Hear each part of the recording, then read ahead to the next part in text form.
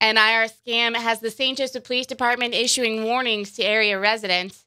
Basically, they're telling these people that they owe back taxes for one thing or another, and if those taxes are not paid, then the IRS will put a lien on their home or their property or something like that, and this matter can be resolved quickly if you'll just send in some money.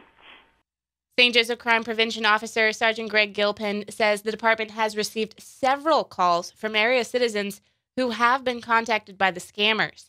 You just have no idea where these calls are coming from. I mean, it could be right here in town, or it could be clear across the country or some other part of the world. That's just the way it works, and you just have to be very leery and just don't even deal with them. Just hang up. Our sister station, Q Country 92.7, was also contacted by the IRS scammers who left this message on the Q Country hotline.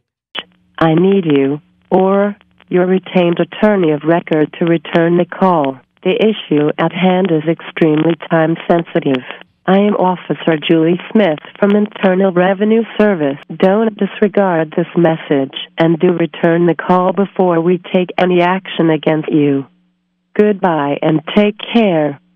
A phone number to call back was also included. We tried to call back from a different number, and our phone call went straight to voicemail. Voicemail box of this account is full. Please try leaving a message later. Your message has been saved. You may hang up now.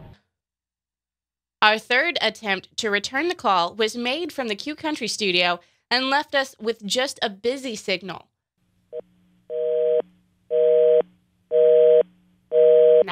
However, the scammers have already made several attempts to contact someone at that number. I just tell you to hang up the phone. Just don't even listen to their, once they start asking personal questions and stuff like that, and you know it to be totally out of line.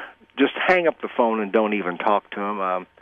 Many of these callers are very persuasive. I mean, they have a well-planned, well-written script that they've rehearsed, and they're very good.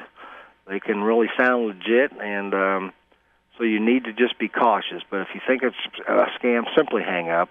Just don't even deal with them. How do you know that that is a scam and that it's not something that's actual? Well, they're not going to operate that way. If you've got some legal problems with the IRS or probably any other government agency, you're going to be getting a notification, probably through registered mail, or if it's serious enough, somebody's probably going to be coming to your home. But they're not just going to call you on the phone and randomly tell you that you owe money.